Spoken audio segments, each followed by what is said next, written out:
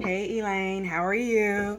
Um, I just wanted to make a recording for you. Um, I know we're not always able to talk, and so just wanted to um, make a recording and share with you some of the things that I'm doing. Just uh, to give you some things to take your mind off of things. And so, one of the things that I'm been trying to do lately, I've been trying to read more. They say reading is really good for you, and I've been reading a book called "My God Is True," and this was given to me by some friends of mine, the Normans, and it's really um, been very good for me. It's the true story of someone, and the name of the book or the subtitle is "Lessons Learned Along Cancer's Dark Road," and it's by Paul D. Wolf. And so I just wanted to kind of share it with you. I won't go too long. I'll read probably about 5 minutes each day and send it to you so you can watch it. Please let me know. I like feedback. If you like and subscribe. No, I'm just kidding. If you like it, tell me you like it, and I'll keep reading the book to you. If you think it's boring, I'll stop, and it won't hurt my feelings. So anyway, we're gonna dive right into this, and I'll start the book for you. Let me start my timer. Okay. So, just one day after the attack at Pearl Harbor, President Franklin D. Roosevelt predicted that December 7th, 1941, would be a date which will live in infamy. Today, of course, the same can be said of September 11th, 2001. The mere mention of those dates brings to mind the loss of so many lives, as well as the anger, helplessness, and fear that filled so many hearts. There is a kind of deathly chill that we feel whenever we stop and remember. Those are moments in history we are unable to forget. It is as if the dates will not let us. For many of us, there are infamous dates like that associated with with events in our individual lives. Mine is April 23rd, 1999. On that day, I was told that I had cancer. I was 28 years old. Anger, helplessness, fear, a deathly chill. We felt them all. A magnetic resonance imaging scan, that is, an MRI, that morning, followed by a needle biopsy that afternoon, revealed a cancerous mass in my upper back that was pressing up against my spinal cord. That was the explanation for all of those worsening symptoms I had been experiencing.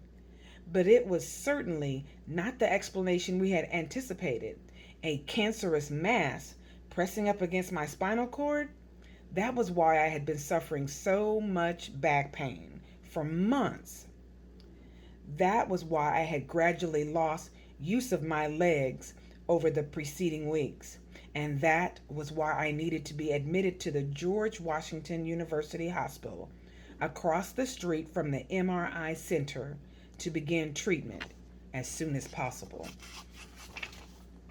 Thus began what would turn out to be the nearly year long odyssey that was our battle against non Hodgkin's lymphoma. Surgery, followed by chemotherapy, followed by radiation, followed by more chemotherapy, combined with all the emotional highs and lows that anyone with any experience with cancer, either as a patient or as a loving observer, knows all too well.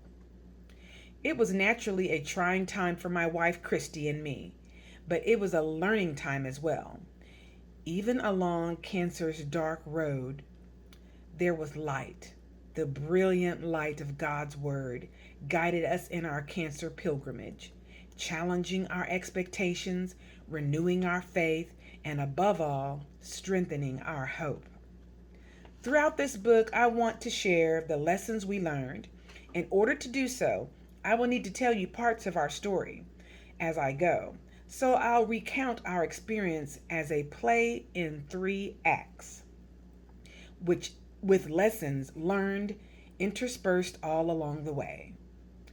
Before the curtain rises on Act 1, let me say that I would be the first to acknowledge that our experience with cancer was not as arduous and painful as that of many others.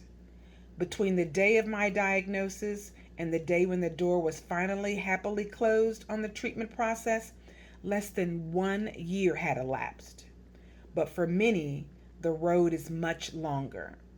Also, at the risk of stating the obvious, my treatments worked. I was healed. But for many, healing never comes. The road ends in death, and loved ones are left in sorrow. I do not claim that we suffered the most. Many have traveled darker paths. Still, I think it is true to say that a little cancer goes a long way. Though we did not suffer the most, we certainly suffered enough. Enough to be given a unique opportunity, what particular opportunities the Father gives to his children, to consider the reality of suffering in the light of the gospel. I should also say that though I was healed at other times in any life, some close to me were not. In God's providence, our family has not been left untouched by the worst that cancer can do. In my own life, the Lord has given and the Lord has taken away. I write as one who has seen both life and death. More about that later. All right, Elaine, so that was exactly 5 minutes worth. So give me your feedback. That's just the beginning of the story. I would love to keep reading it to you. So that's pretty much it for today. Today's date is September 17th, 2021. And I'll send you some more of these recordings. Hope you're having a great day, and I love you much.